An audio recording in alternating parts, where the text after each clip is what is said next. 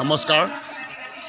আজি ইকৰাণী শিৱ মন্দিৰ প্ৰাংগণত এই পবিত্ৰ অনুষ্ঠানত শিৱৰাত্ৰিৰ বিষয়ক লৈ মানৱ উত্থান সেৱা সমিতিৰ তত্বাৱধানত দিনজোৰা কাৰ্যসূচীৰে যিটো কাৰ্যক্ৰম ইয়াত কৰা হৈছে, আপোনালোকে ইয়াত উপস্থিত থাকি এই বস্তুটো সম্প্ৰচাৰিত কৰিবৰ কাৰণে যিটো এটা পদক্ষেপ ল'লে তাৰ কাৰণে আপোনালোকক ধন্যবাদ জনাইছোঁ।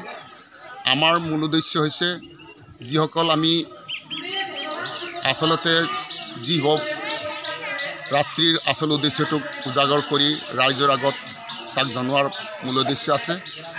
আৰু বিগত 4 দশক ধৰি আমাৰ এই আশ্ৰমত এই মন্দিৰত এনেধৰণৰ আমি মানৱ উত্থান সেৱা সমিতিয়ে কাৰ্যসূচী চলাই আহিছোঁ, য'ত আমাৰ মানৱ উত্থান সমিতিৰ তৰফৰ পৰা পূজ্য সন্ত মহাত্মাসকলেও আহি পেলাই ৰাইজক জাগৃত কৰিবৰ কাৰণে যিটো চেষ্টা কৰিছে। শিৱৰাত্ৰিৰ আচল উদ্দেশ্যটো হৈছে ঈশ্বৰক বাহিৰৰ আডম্বৰে জানিব নোৱাৰি, কিন্তু আন্তৰিক হিচাপে ঈশ্বৰক জানিবৰ কাৰণে হৃদয়ত প্ৰৱেশ কৰি হৃদয় মূৰ্তি ঈশ্বৰক প্ৰাপ্ত কৰাটোই মেইন ইয়াৰ লক্ষ্য হয়। আৰু আমাৰ মানৱ উত্থান সেৱা সমিতিৰ তৰফৰ পৰা যিটো শ্ৰী সদগুৰুদেৱ হতপালদেৱ মহাৰাজজীৰ আজ্ঞানুক্ৰমে আমি যিবিলাক কাৰ্য চলাই আহিছোঁ, আমাৰ কাৰ্যপন্থাৰ আচল উদ্দেশ্যটো হৈছে সকলো মানৱে হৃদয়স্থিত শিৱক জানি ল'ব লাগে।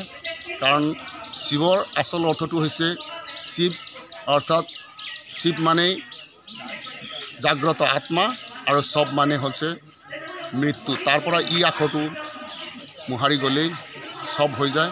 সেই শক্তিটোক উজাগৰ কৰিবৰ কাৰণে মানৱ উত্থান সমিতিয়ে সদায় কৰি আহিছে আৰু ইয়াকে ক'লোঁ। গতিকে ধন্যবাদ জনাই আপোনালোকক পুনৰবাৰ ধন্যবাদ জ্ঞাপন কৰিছোঁ যে এনেহেন কাৰ্যক আপোনালোকে ইয়াক মানে ৰাইজৰ আগত प्रचार करने कारण जी व्यवस्था लै तार कारण पुनर्बार धन्यवाद जाना।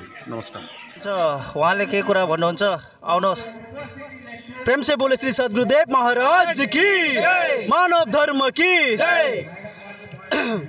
मानव उत्थान सेवा समिति धनसिरी जिल्ला र ओरेमा तहसिलका अन्तर्गत हाम्रो यो इकरानी शाखामा जो हर सालका बाती यो साल पनि बढी धुमधामसँगले शिवरात्रिको उपलक्ष्यलाई लिएर एक महान सक्षम भजनको आयोजन गर्नुभएको छ।